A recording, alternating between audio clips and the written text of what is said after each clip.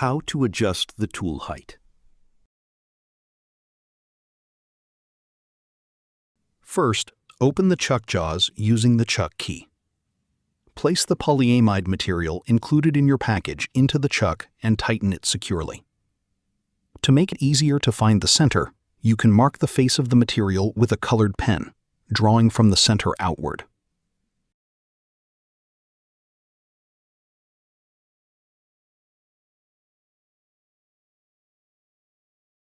After that, start the spindle and slowly move the tool toward the face of the material.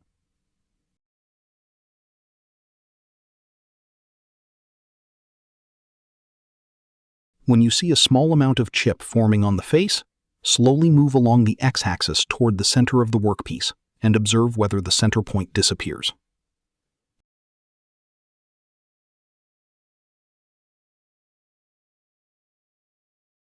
In this example, our cutting tool is slightly below the center point.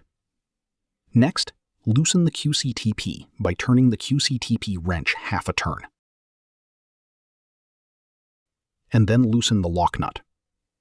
To adjust the height, turn the height adjustment screw clockwise to raise the tool. Once you are sure that the tool is aligned with the center, tighten the lock nut, then secure the QCTP again using the QCTP wrench. Move away from the workpiece along the x-axis.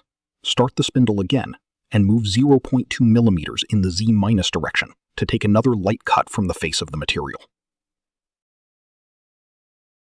Continue moving toward the center of the workpiece until the center point disappears, and make sure that no visible point remains. If the tool is positioned above the center point, the point will not disappear.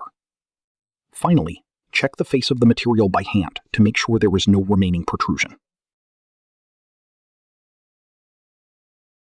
Thank you for watching.